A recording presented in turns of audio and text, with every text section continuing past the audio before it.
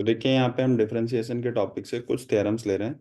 ठीक है, थ्योरम काफ़ी बार पूछे जाते हैं, बहुत सारे बच्चों को इसमें प्रॉब्लम होती है, तो इसके लिए मैं थ्योरम आपको करके दे रहा हूँ।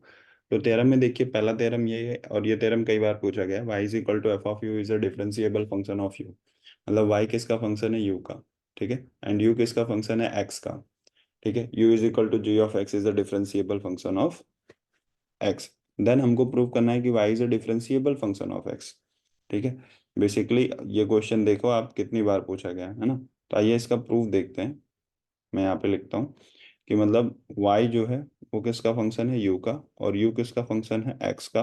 तो हमको प्रूफ क्या करना है कि देन डी डी y जो है वो x से डिफरेंशिएबल हो जाएगा, लाइक दैट। तो यहाँ पे अगर हम इसका प्रूफ स्टार्ट करें तो मानते हैं सबसे पहले, let there is a small increment in the value of x that is known as delta x। ठीक है, let a small increment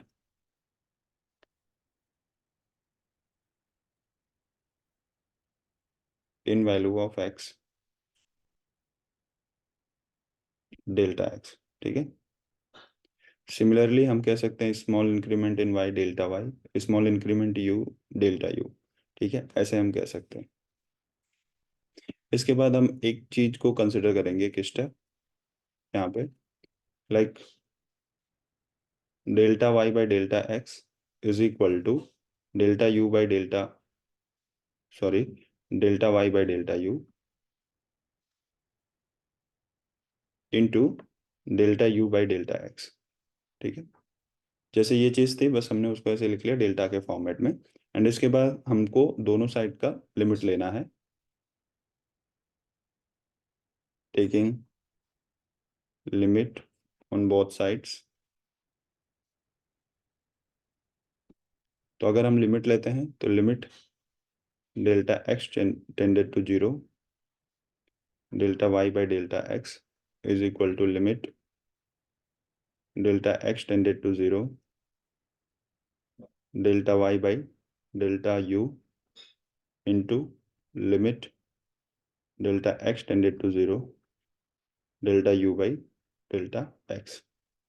okay, अब 11th में पढ़ाया गया है कि अगर आप फंक्शन चैप्टर में या कंटिन्यूटी में आप देखेंगे, तो लिमिट अगर हम किसी का लेते हैं, suppose limit delta x tended to zero and यहाँ पे delta y by delta x लिखते हैं, तो इसको हम लिख सकते हैं d y by d x. ठीक है, फाइनाइट वैल्यू होती है इसकी।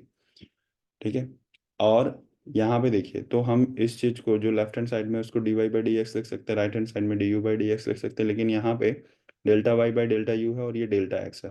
तो हम यहाँ पे कहेंगे since delta x tended to zero है, तो हमको यहाँ डेल्टा यू चाहिए।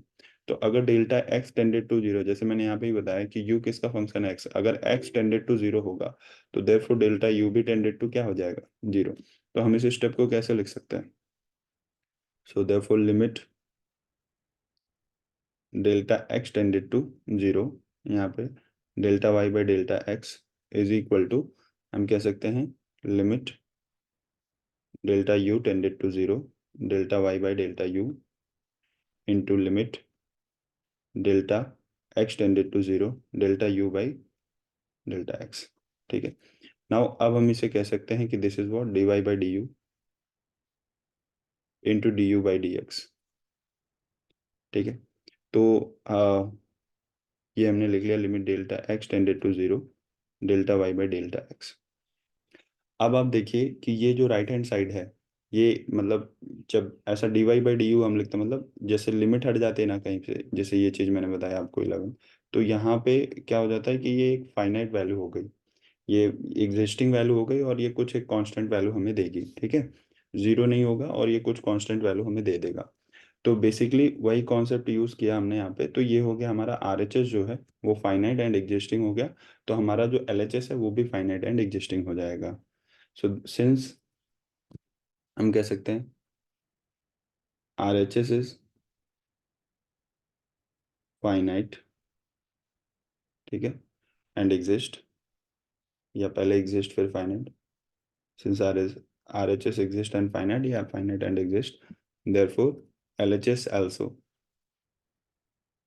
L H S is also finite and exist. तो हम यहाँ पे इसको कह सकते हैं ये हो जाएगा हमारा dy by d x is equal to dy by d u into d u by d x. हो गया ये, ठीक है। यही प्रूफ हमें करना था। 2 मार्क्स में 3 मार्क्स में आता है, और आप देख सकते हैं कितनी बार आता है। अगर आप इतना स्टेप भी लिख देंगे तो आपको ये, सॉरी 2 मार्क्स में नहीं आता, 3 मार्क्स या फिर 4 मार्क्स में आता है, तो आपका ये प्रूफ हो जाएगा। होप के समझाओ। नेक्स्ट थ्योरम हम देखते हैं।